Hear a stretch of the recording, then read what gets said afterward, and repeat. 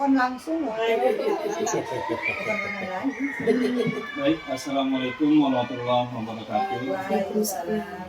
Kami dari BCKS, bakal calon kepala sekolah angkatan 1 tahun 2025, berbahagia sekali di siang hari ini bisa berkunjung ke sekolah ibu dan telah berbincang-bincang banyak mengenai wawasan yang telah diberikan kepada kami, dan ini mudah-mudahan akan kami amalkan di sekolah tempat tugas kami. Selanjutnya kita melanjutkan obrolan Bu ya, ini sifatnya obrolan saja.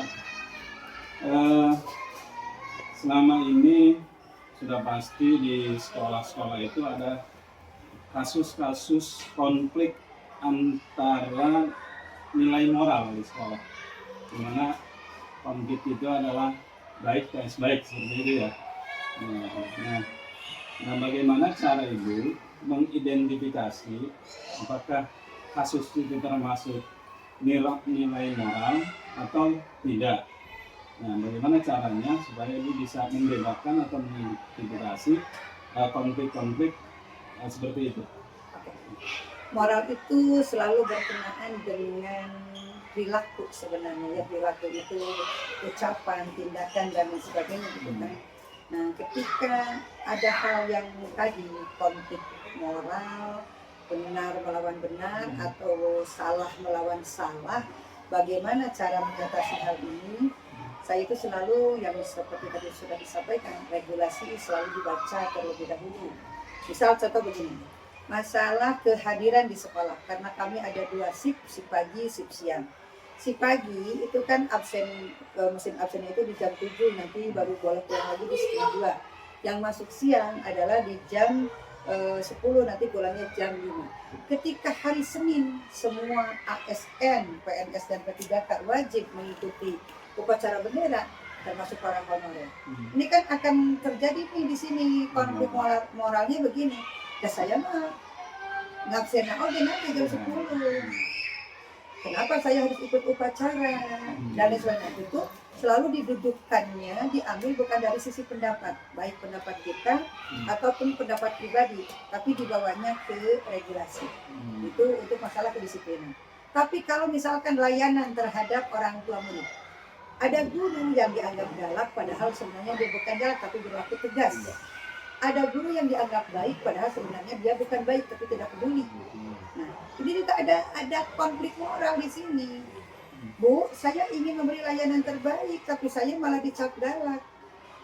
Itu hasil pembelajarannya kerasannya ketika naik kelas, anaknya tidak membawa ilmu yang seharusnya karena terlalu tadi ya udah aja maunya apa anak-anak tadi dibiarkan. Di situ juga sama, duduk lagi bareng, ditutup dulu egonya masing-masing. Menurut ini mungkin aku yang benar, menurut ini mungkin aku yang benar. Karena kalau ditanya pendapat masyarakat, ini yang dianggap baik, ini yang dianggap galak. Karena masyarakat sendiri kan belum tentu paham betul harus seperti apa kita melayani. Kalau prinsip saya melayani itu yang seharusnya adalah kita selalu bersikap ramah, tapi kita juga harus bersikap tegas ketika memang kita harus tegas. Jadi anak itu tidak akan mengatakan galak karena kita nada tingginya atau kalimat yang agak kerasnya itu tidak di setiap waktu. Nah, ini juga sama konflik moral yang di sini mungkin tidak harus melihat regulasi, tapi membaca bahasa hati, gitu, bahasa kalbu kita. Kalau kita diperlakukan seperti ini, akan seperti apa? Kalau kita mencari aman sendiri tapi mengorbankan anak, apa yang akan terjadi? Maka disitulah kita bikin standar layanan khas sekolah kita, bahwa di dalam kelas itu yang boleh apa, yang tidak boleh apa, yang harus digreget apa, yang harus ditinggalkan apa. Nah, itu mungkin di situ gitu. Jadi bukan pendapat pribadi kita. Kalau pendapat pribadi kita takutnya nanti bagi pihak ini merasa saya teh berpihak ke sini, atau sebaliknya yang ini merasa saya teh berpihak ke sini. Makanya tadi tetap dilibatkan, tapi tadi ada aturan yang harus kita pegang, atau juga ada rasa kemanusiaan, bahasa hati, bahasa kalbu yang harus kita pegang. Berarti sepanjang tidak melanggar regulasi, ada kebijakan-kebijakan yang kemudian diambil keputusan berdasarkan kesepakatan bersama seperti itu. Baik, selanjutnya di dalam menjalankan pengambilan keputusan di sekolah, terutama untuk kasus-kasus di mana ada dua kepentingan yang sama-sama benar atau sama-sama mengandung nilai kebajikan. Nah, seperti apa Ibu dalam hal pengambilan keputusan ketika terjadi ada benturan? Dua-duanya benar, ya. Dua-duanya bertujuan baik gitu ya. Dua-duanya tujuannya baik. Oke, saya di sini ambilnya ke keberpihakan. Keberpihakan kepada siapa? Keberpihakan kepada murid. Kalau kita berbicara keberpihakan kepada murid, otomatis keberpihakan kepada orang tua murid juga. Nah, ketika di tim kita misalkan tadi, ini teh baiknya seperti ini. Ketika kita akan ada kegiatan market day, semua anak harus ikut serta. Menurut ini, untuk market day tidak usah semua ikut serta, tapi lihat dulu yang punya yang punya modal untuk jualannya apa, atau kalau mau market day-nya tentang keterampilan apa, harus dilihat dulu. Nah, di sini mana yang lebih berpihak? Maka bukan ini yang diambil, tapi yang diambil adalah yang lebih keberpihakannya. Tapi ini harus paham bahwa tidak semua orang dalam kondisi siap. Bagaimana solusinya supaya semua ikut? Ini pendapat ini yang dibawa, tapi bikin kelompok. Jadi nanti ada istilah subsidi silang. Itu jadi ketika bukan regulasi yang kita pegang, bukan bahasa hati yang kita pegang, kita lihat keberpihakan kepada muridnya mana yang jauh lebih berpihak kepada murid. Karena ini untuk kebaikan, ini untuk kebaikan. Tapi kebaikan yang ini bisa jadi berbenturan dengan orang yang tadi tidak siap. Yang ini akan jauh lebih sejalan, tapi tadi semua anak kan harus melakukan jalan dengannya. Yuk bikin kelompok saja. Ya, terima kasih Ibu, jelas sekali penjelasan dari Ibu. Sebenarnya pertanyaan berikutnya ini sudah terjawab tadi Ibu, yaitu langkah-langkah apa yang biasa Ibu lakukan untuk mengambil sikap, terutama bila ada nilai-nilai kebajikan yang saling berbenturan. Sudah terjawab ya. Oleh karena itu saya lanjut saja pada pertanyaan berikutnya, yaitu hal-hal apa saja yang Ibu kepala sekolah menganggap efektif di dalam pengambilan keputusan di sekolah. Jadi ada hal-hal yang dipertimbangkan supaya pengambilan keputusan ini efektif, tepat gitu. Oke. Dan ini strategi yang selalu saya ambil. Tidak semua ketika ada keputusan yang harus diambil melibatkan diskusi semua. Karena kalau melibatkan diskusi semua, kadang-kala tidak segera ketemu dengan titik poinnya. Maka saya lihat dulu, ini kita akan membahas tentang apa? Oh, yang tentang ini tim ini nih yang harus banyak dibawa diskusinya. Kalau ini garapannya tentang ini, oh makanya yang ini yang setelah diskusi di intern antara pimpinan dengan tim tertentu, baru dibuka ke forum sehingga lebih efektif dari waktu. Lebih efektif juga, kita tidak buang-buang energi, karena terus terangnya di sekolah kalau terus-terusan kita berbicara masalah layanan dan sebagainya, mungkin guru pun ingin relax sesaat atau apa, itu kita ambil efektifnya dengan tim mana dulu saya berbicara, atau dengan personil mana dulu saya meminta pendapatnya. Contoh kecil kayak gini lah, sibel rusak, air tidak naik, kan kayak gitu. Saya tanya dulu, oh ini berarti ke bintang lapangan saya nanya, bintang lapangan saya ajak ngobrol. Ini untuk masalah ini kira-kira nih rusak, sementara kita belum punya uang untuk membeli. Ada nggak yang bisa direkomendasikan servis untuk sibel? Nah kayak gitu, itu salah satu contoh kecil. Saya tidak membahas tentang sibel di forum, karena nanti mungkin rekomendasi malah muncul dari sana sini, itu kan malah jadi bertele-tele gitu. Jadi penanganan masalahnya langsung pada yang bisa menyelesaikan masalah itu. Kemudian selanjutnya masih berkaitan dengan itu ya. Tentunya dalam menyelesaikan masalah pasti ada tantangan gitu. Tantangan misalnya bisa jadi cara kita menyelesaikan masalah tidak disukai sama bawahan kita, atau bisa jadi kata-kata kita menyinggung perasaan bawahan kita. Nah, bagaimana langkah Ibu untuk mengatasi tantangan-tantangan seperti itu? Yang saya rasakan sekarang, saya tidak lagi bertemu dengan kendala ini karena sudah ada waktu yang saya lewati. Yang di awal-awal saya masuk, yang mungkin sesuai dengan pertanyaan yang tadi akan sampaikan. Jadi ketika, orang ini mah karakternya lembut, sifatnya seperti ini. Oh, yang berarti saya berbicara itu tidak bisa disamaratakan kepada semua orang. Jadi kembali ketika saya akan menyampaikan permasalahan atau apapun, ketika ambil keputusan apapun, saya lihat dulu di sisi mana permasalahan ini, tim mana yang bisa mendukung kekuatan saya dalam mengambil keputusan, dan pribadi mana yang bisa nanti kalau ada hal yang terjadi memahamkan kepada orang ini. Karena gini, kita berbicara baik bagi orang yang sudah a priori mah akan terasa tidak baik.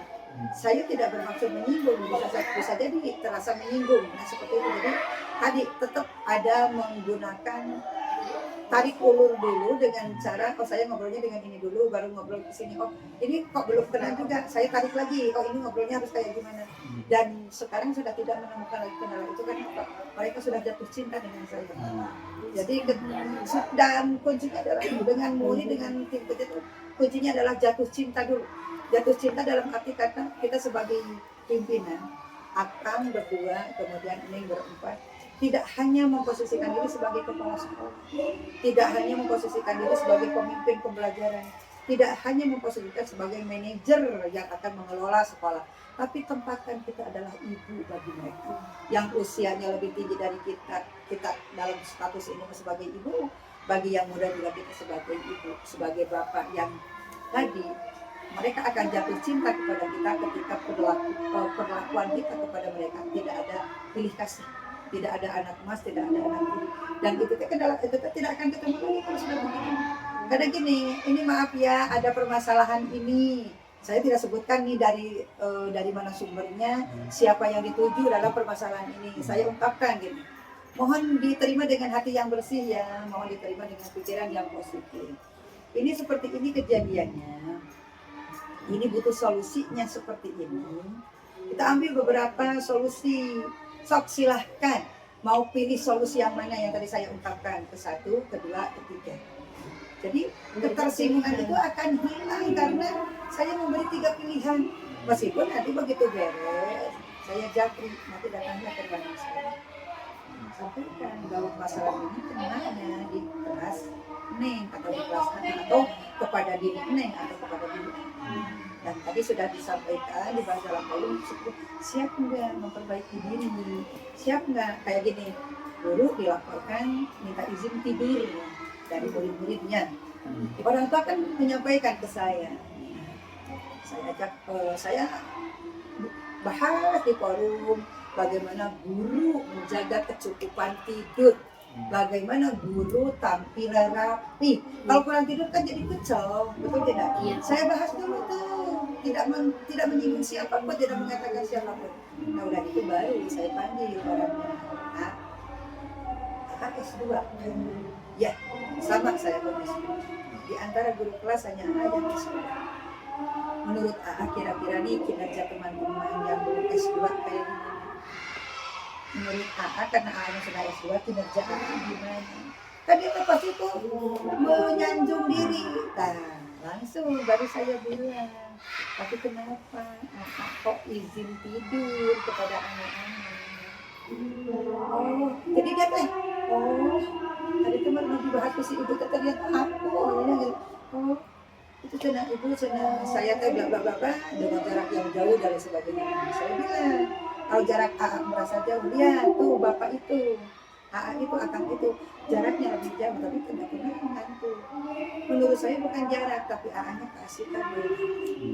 Ketika kemarin kita mendekor panggung, saya sampai naik ke meja, ke atas meja karena saya ingin menunjukkan cara mendekornya seperti ini. Saya lihat AA mah cuma pegang balon, sama terus aja ngeretak main HP. Sepenting apa ketika kita sedang kerja? Nah, kasihan murah kepala sekolah. Jadi di sana, jadi karena sudah saling jatuh cinta, ngobrolnya di bawah lebih ke pribadi. Tapi ketika di forum, tetap kita jaga dah harga diri seseorang ketika merasa jatuh di depan teman-temannya, mungkin akan membuat moodnya. Jadi ketika berbicara seperti itu, tapi ketika sudah sering kali diomongan gitu, terpaksa ditembak di depan dulu, hari di lulusan ya, Ya, luar biasa Bu. Trik-trik atau teknik-teknik yang Ibu lakukan itu menginspirasi kita semua ya. Kalau saya simpulkan tadi yang Ibu lakukan adalah pendekatan, ya. Pendekatan, kemudian dengan teknik menganalisa masalah seperti coaching ya, kegiatan coaching yang dilakukan. Nah, kemudian selanjutnya Bu, ada nggak target atau waktu yang Ibu tetapkan? Misalnya ada masalah ini harus selesai 1 minggu, masalah ini harus selesai 2 hari, atau masalah ini harus selesai 1 bulan gitu. Ada nggak target-target seperti itu dalam penyelesaian masalah? Oke, pastinya ada target terprogram, dalam arti kata programnya kondisional. Tidak bisa kita mentargetkan ini harus selesai dalam 1 hari, tahu-tahu muncul masalah lain gitu ketika dibahas itu. Makanya gini, diberi rentangnya itu, oh ini masalahnya ringan sekitar 2 atau 3 hari. Tapi saya lebih suka selesai dalam 1 hari. Karena apa?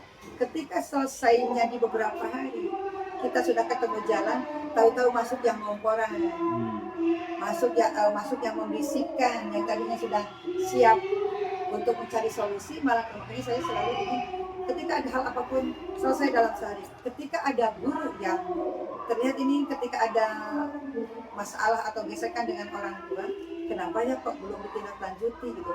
Di situ saya minta izinkan saya masuk ke WA group kelas. Karena 31 nomor saya tidak mungkin masuk ke semua WA group kelas gitu kan. Saya cuma masuk ke WA group kelas itu yang saya pantau, saya lihat, oh ini kayaknya sedang ada masalah. Izinkan saya masuk. Tapi bukan untuk mengintimidasi, bukan untuk menginfokan urusan kelas. Saya cuma ada di situ sambil lihat perkembangan obrolannya. Ketika obrolannya kayak kemarin kejadian, kan kita di sini udah coding nih, coding diterapkan dari kelas 456, meskipun yang lebih banyak kelas 5 gitu, 456 kita terapkan karena coding itu kan tidak selalu harus berbasis IT gitu. Nah ada kejadian seorang guru menginstruksikan subuh, menginstruksikan di WA grup kelas, kebetulan saya ada di situ gitu kan. Kenapa saya di situ? Karena memang saya pikir ini guru ini perlu dikawal gitu. Bawa laptop, kan orang tua itu jadi ngambek. Bawa laptop di dadak, emangnya bawa kertas salambar, mungkin kayak gitu. Muncul pertanyaan, apa di sekolah tidak ada lab? Nah gurunya tidak bisa menjawab. Dia pikir, apa sih nanti ibu yang menjelaskan. Saya jelaskan, itu pertanyaan, emang di sekolah tidak ada lab? Kalimatnya tidak terlihat mengandung emosi, tapi kalau dimaknai oleh kita sindiran ke kita, amarah juga. Maka saya jelaskan kayak gitu. Jadi ketika ada apa-apa tuh saya mencoba, yuk selesaikan, dan saya sebagai pimpinan tidak hanya duduk manis di belakang meja, tapi saya ikut turun ketika guru saya lihat kok ini belum bisa menyelesaikan masalah. Jadi kesimpulannya dalam penyelesaian masalah itu fleksibel Bu ya, dilihat dari masalahnya. Semakin cepat, semakin baik. Semakin cepat selesai, semakin cepat kita islah. Itu lebih baik, karena kalau belum islah nanti takutnya ngobrol dengan ada saudaranya yang wartawan, ada saudaranya yang itu yang akan. Baik, terima kasih, luar biasa apa yang telah Ibu jelaskan. Ini menginspirasi kita semua Bu. Kami bakal calon kepala sekolah yang sedang belajar, mudah-mudahan segala Ibu yang sampaikan tadi ini menjadi masukan yang sangat bermanfaat buat kami, dan kami akan terapkan di sekolah masing-masing. Terima kasih. Masih ada yang entrepreneur belum? Oh masih ada lagi untuk selanjutnya. Kalau ada banyak Ibu hari ini, banyak. Makanya saya siap, berarti saya siap Ibu minum dulu. Ada sebagai Ya. dan tadi entrepreneur sebenarnya sudah terbahas. Ini kayak gimana sih entrepreneur ini, bahasa yang dikerenkan, karena sebenarnya dari dulu pun sudah dikenal bahwa ini adalah kompetensi kewirausahaan seorang kepala sekolah kan itu. Yang saya bilang tadi, entrepreneur itu tidak selamanya berkonotasi uang. Entrepreneur itu adalah mengubah sesuatu yang dianggap tidak bermanfaat, yang dianggap tidak ada maknanya, tidak ada nilainya, berubah menjadi bernilai. Contoh misal, ruangan saya kan di belakang ada dapur, ada kamar kecil juga. Dapur ini masih bisa nih saya kembangkan, tapi belum saya kembangkan. Ini jiwa entrepreneur saya untuk dapur belum dikenakan. Tapi saya menggunakan jiwa entrepreneur saya itu ke sisi yang di ruang atas. Di atas itu kalau naik ke atas pasti, oh kok sekolah ternyata begininya, langit-langitnya pada bocor dan lain sebagainya kayak gitu. Karena tidak ada sekolah negeri yang mungkin secara fasilitas betul-betul megah, kecuali sekolah negeri yang dibangun belakangan ini kayak di kita di Kota Bandung punya sekolah negeri yang sangat keren bangunannya. Kalau kita ini sekolah lama yang dulu asalnya dari impres berubah jadi sekolah negeri gitu kan, dan seperti nah kewirausahaan saya itu dikembangkannya di mana? Saya tanya ke bintang lapangan, ini kok langit-langitnya ini mah bukan bocor, ini mah kata orang Sunda mah ngebebrah. Jadi kalau bocor tuh celak kayak ini mah bukan begitu hujan tuh, wow saya ke dalam. Nah karena kita belum punya uang banyak, saya tanya ke bintang lapangan, adanya yang berani naik membetulkan bocornya ini, atau barangkali mau gimana cara ngakalinnya tanpa kita harus mendatangkan orang luar. Kalaupun nanti ada uang, mungkin daripada dikasih ke orang luar, mending dikasih ke kita asal pekerjaannya betul-betul sesuai dengan harapan. Itu kewirausahaan itu salah satu diantaranya menggali potensi yang ada, dan ketika beres, saya tanya kenapa ini bisa. Dulu kenapa dibiarkan bocor sampai ya gimana pimpinannya, tuh jawabannya seperti itu. Kemudian kewirausahaan yang lain, contoh tadi kepanitiaan, ketika boleh kepanitiaan itu ada dananya, maka kita manfaatkan seminimalis mungkin, di mana nanti keuangan yang lainnya bisa kita gunakan untuk hal-hal yang lain. Contoh kayak begini nih, Bu ini harus ikut kegiatan pramuka, sementara itu di arkasnya tidak ada untuk kegiatan itu. Nah uang ini kita gunakan, nah itu kewirausahaan itu. Kemudian kalau kewirausahaan, kalau kita mau lebih optimal, harus melibatkan komite sekolah, harus melibatkan para orang tua murid yang punya. Contoh gini nih, kita nanti akan nobar film Stop Bullying Cermin Retak. Saya perbolehkan para orang tua silahkan gunakan alat transportasi apapun, selagi itu berkenan untuk semua. Sekolah mah tidak akan ngatur. Nanti kita ketemu saja di lokasi, karena kegiatannya ada di gedung Kreatif Hub di Bandung, Kreatif Hub di Jalan Laswi. Ternyata ada yang laporan, ada yang menggunakan angkot, ada yang menggunakan di sekolah. Kata saya, kok ini bisa menggunakan di sekolah, berbayar atau tidak? Oh tidak. Oh bukan, saya kerja di sini.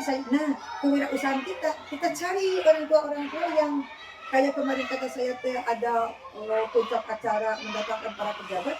Bukan saya yang mengundang, tapi para orang tua. Bu kita datangkan dari provinsi, Bu datangkan dari pemerintahan Kota Bandung, kita datangkan dari distrik, silahkan. Tapi saya hanya punya buku yang akan dilaunchingkan, dan ini anak-anak sudah latihan untuk Tabanesan Garuda. Ini nanti aturan ini itunya harus kayak gimana. Ibu siapkan aja jamuannya. Yang lain-lainnya itu mah urusan kami gitu. Ah seperti itu. Itu kewirausahaan itu. Dalam kita tidak meminta bantuan dari pihak-pihak lain, berapa biaya yang harus kita bisa. Dan tadi ya, apa yang dulu kita harapkan dapat perlakuan disejahterakan oleh pimpinan, di situ ketika kita nanti jadi pimpinan, kewirausahaan kita harus jalan. Tapi sekali lagi yang saya bilang, jangan pernah membiarkan uang kita terpakai di sekolah tidak terbayar. Takutnya nanti kita pindah, uang kita tidak ada yang tanggung jawab mengganti. Jangan juga kita meninggalkan hutang ketika kita akan pindah ke tempat lain. Itu saja kalau kita ingin jadi kepala sekolah sesuai dengan harapan guru-guru. Dan guru-guru mah comel mariksaan arkas dan laporan dan lain sebagainya. Itu mereka percaya kepada kita asal layanan kita. Jadi itu kewirausahaan utama itu di situ. Betul. Itu kewirausahaannya sudah Ibu jabarkan ya banyak sekali. Tapi ada poin-poin yang mungkin kami masih membutuhkan, yaitu yang pertama visi utama kepala sekolah terkait pengembangan inovasi kewirausahaan. Visi Ibu ini untuk pengembangan inovasi kewirausahaannya. Nah, visi saya adalah saya ingin ambil dari pimpinan yang membuat seluruh tim kerja warga sekolah itu merasa hidup sejahtera lahir batin. Gitu. Makanya saya dukung dengan saya mengambil moto, kalau mau menyelesaikan masalah orang lain, maka kita harus selesai dengan diri sendiri.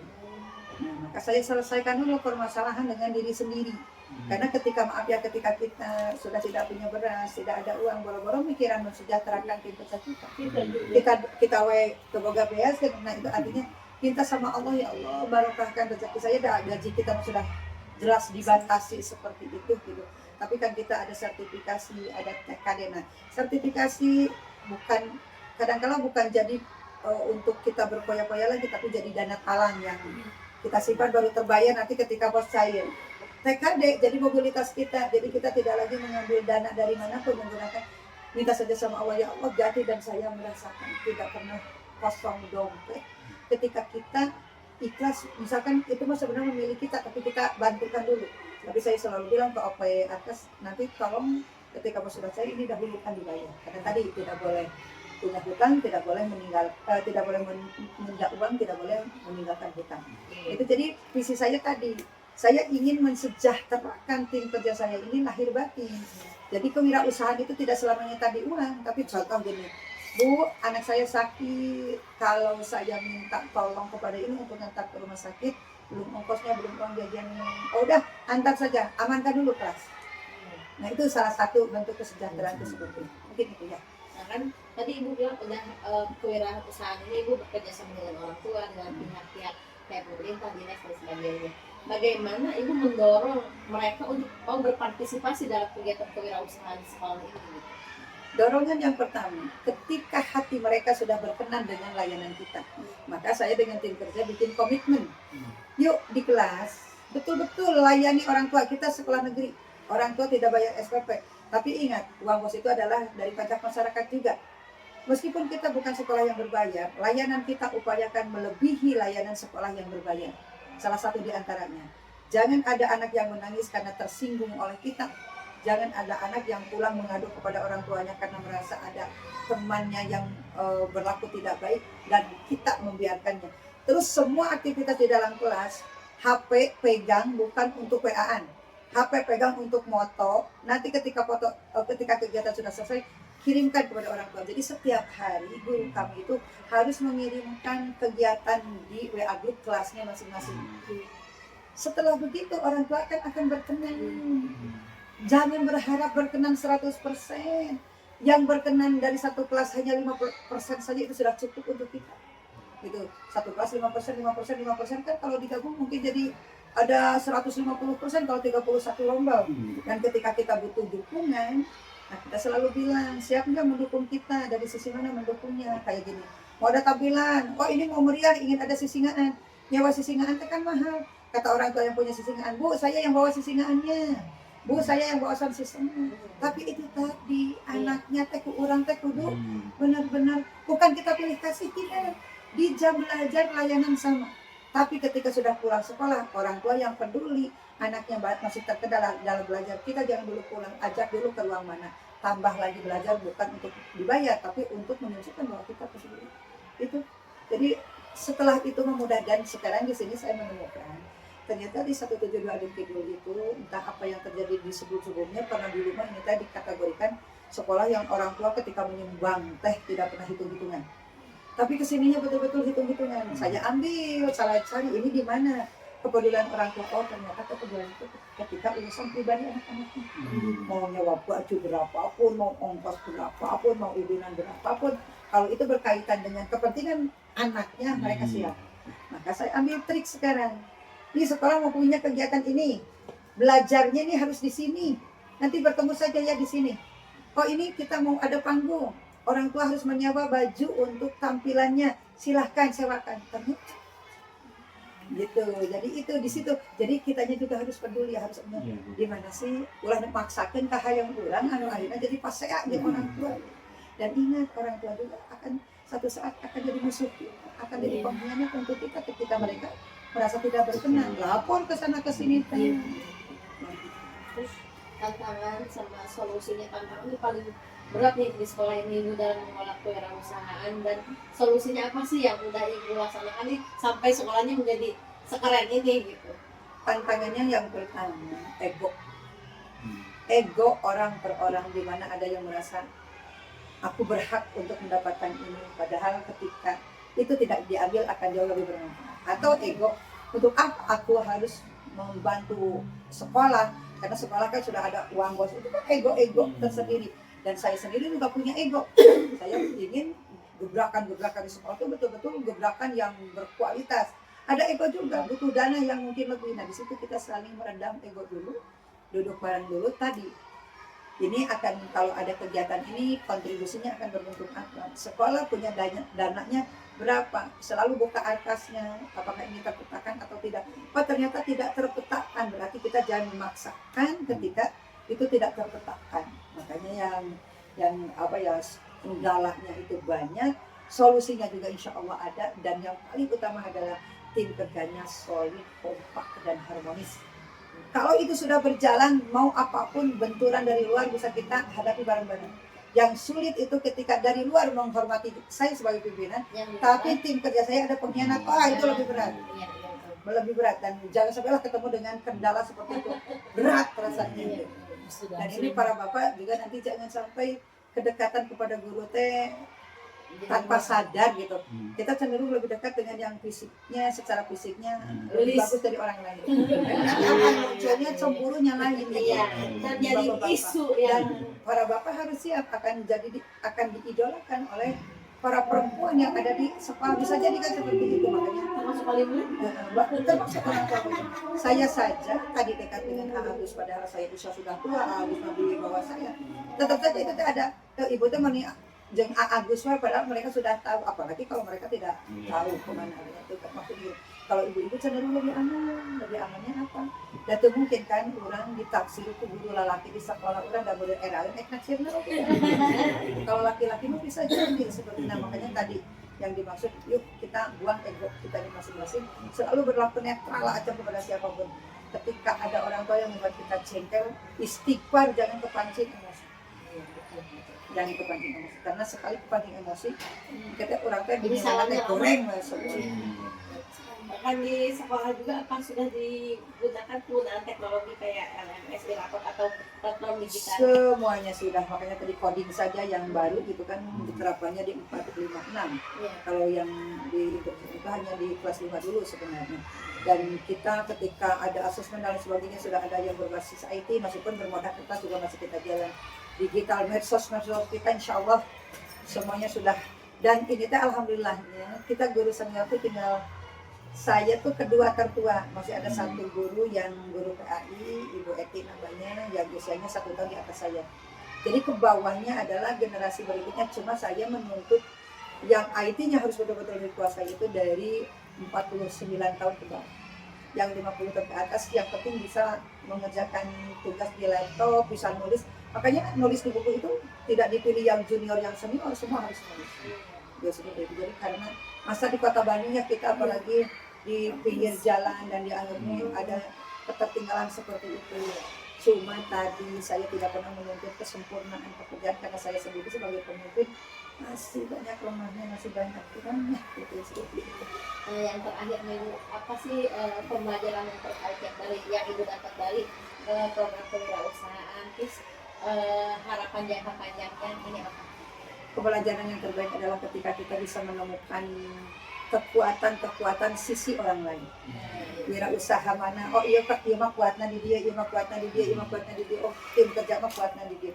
Dan harapan saya ke depan 172 itu nanti akan semakin dicintai oleh para orang tua yang menyekolahkan anaknya ke sini. Dan ketika ada kontribusi yang kita tidak akan ada iuran-iuran karena itu melanggar, tapi ketika kontribusi sumbangsi kita buka pintu selebar-lebarnya dengan catatan semuanya tercatat jelas, bukan di tangan kami tapi di tangan komunitas mereka sendiri gitu.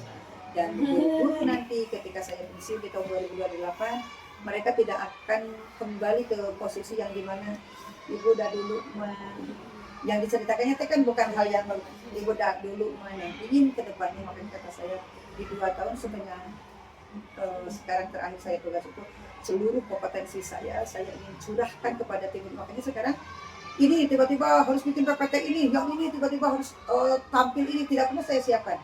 Saya tugasnya langsung karena mereka harus mandiri.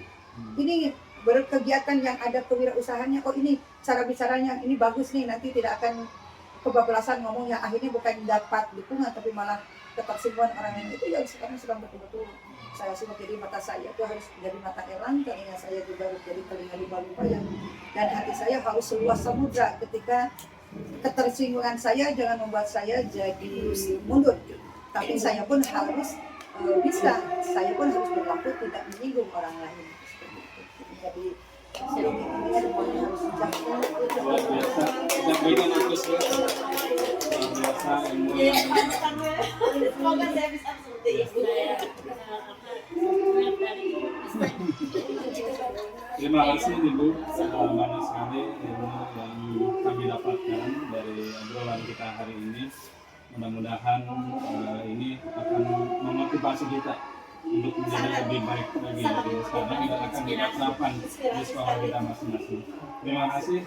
Kami dari kelompok BCKS Angkatan 1 tahun 2025 untuk sekali lagi mengucapkan banyak terima kasih. Mudah-mudahan Ibu selalu sehat dan dalam memimpin sekolah ini menjadi berkembang lebih baik lagi. Saya akhiri. Assalamualaikum warahmatullahi wabarakatuh. Waalaikumsalam warahmatullahi wabarakatuh. Dan mungkin gini tadi kesepakatan kita. Ketika ada tugas, misal ini belum terjawab, WA-nya saja ke saya. Iya. Bu, pertanyaan ini saya tidak jawab dengan WA lagi, tapi mungkin saya voice note saja.